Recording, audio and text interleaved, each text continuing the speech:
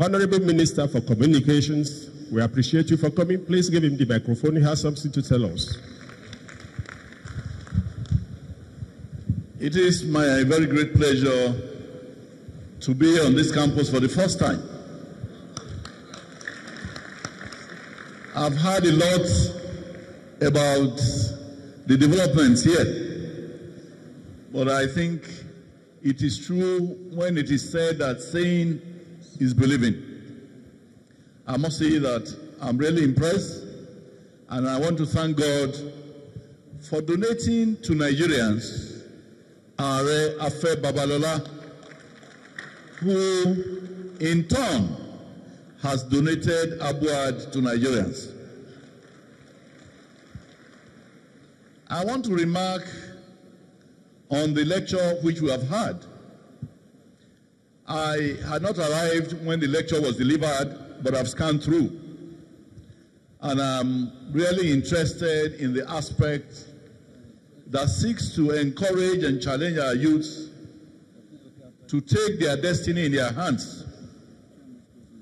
Let me start by saying that this lecture, I am suggesting every student here present should have a copy of it to digest, along with President Obama's book, The Audacity of Hope. I think these two booklets will really encourage you. I want to give my own little experience about starting it early. I attended the ever-great University of Ife, and I'm happy that some of our graduates are also here. When I finished, of course, I proceeded to the law school. And when most of my colleagues were thinking of what next after law school, I found my way into the presence of the late Chief Obafemi Awolowo, of blessed memory, who encouraged me to go into politics. And so by age 26, I was already an honorable member of the Oyo State House of Assembly. If I can do it, and if I was able to do it at that early age, I think everybody who is a youth and who is a graduate of this institution can also take their destiny in their own hands. Because when I went into the legislature, I had not done any paid job before. And there I remember at that time we were being paid 1,000 naira per month as salary. Immediately after, I also became the Commissioner for Home Affairs, Information and Culture for a period of 3 months before the Buhari military administration took over. One remarkable thing which happened to me, and which I want to put before God so that everybody here would, along with me, feel a sense of indebtedness to our Baba Are Babalola. When I finished, my first intuition was to go and work in Chief Babalo's chambers as a people counsel. Then my parent secretary at that time told me, look, within a short time you've garnered some experience and maturity. Why don't you start on your own? And he also told me there was an apartment somewhere in Orita Bashoru where there was to let place on the wall. I made inquiries and I was told the rent for the place for 6 months, which I had to pay, would be 18,000 naira.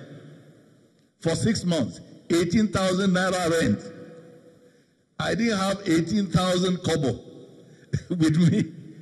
And naturally, I found my way to Are Babalo's chambers, and he graciously gave me 18,000 naira to pay for the rent for 6 months. I wonder what 18,000 naira would be in today's calculation. I'm sure it will be more than $1 million naira.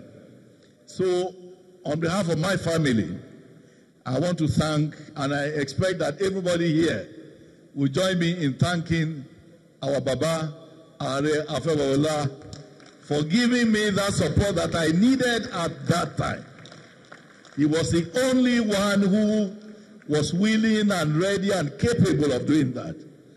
And I pray that Almighty Allah would continue to sustain our Baba in good health, in continuing wisdom, and in longevity, and all of that. I thank you, Baba. May God bless you, sir.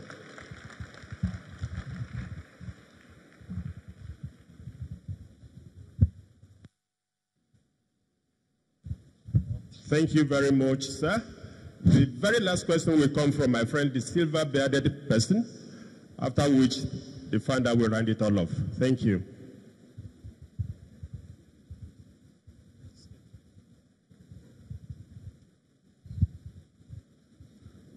The Chancellor of this great institution.